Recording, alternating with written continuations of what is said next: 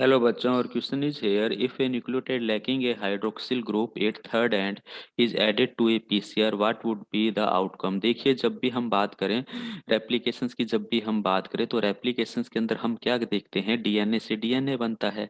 तो डीएनए से जब भी डीएनए बनेगा तो हमेशा याद रखिए, डीएनए पॉलीन्यूक्लियोटाइड चेन्स है हमारे पास में टू। एक 5:3 एंड होता है और एक हमारा क्या होता है, 3:5 एंड होता है। अब 5 एंड पर हमेशा क्या होता है, फोस्फेट ग्रुप रहता है, हमेशा एक कंसेप्ट याद रखें। और थर्ड एंड पर हमारे पास में क्या रहता है, हाइड्रोक्सी ग्रुप रहता है।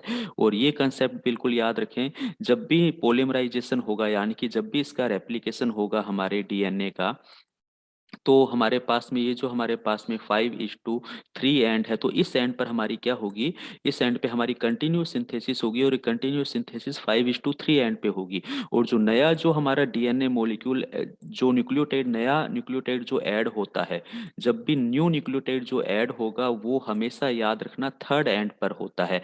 अब यहाँ पर कह दिया, अगर लैकिंग है यहाँ पे, थर्ड एंड पर हमारा न्यूक्लियोटाइड नहीं आ रहा है, तो इट मीन्स हमें सीधा सीधा पता चल रहा है कि हमारा पोलीमराइजेशन क्या हो गया है, स्टॉप हो गया है। पोलीमराइजेशन क्या हो गया है, स्टॉप हो गया है।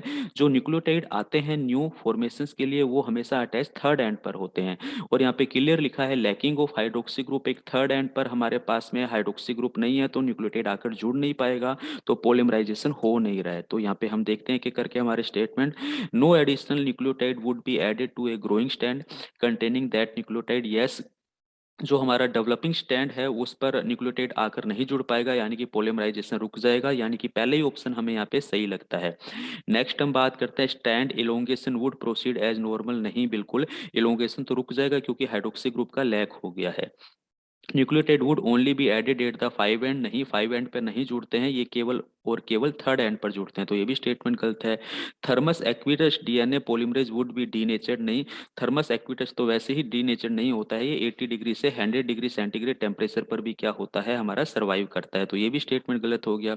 इट मीन्स ऑप्शन ए हमारा यहाँ पर क्या है, बिल्कुल राइट आंसर है। Thank you.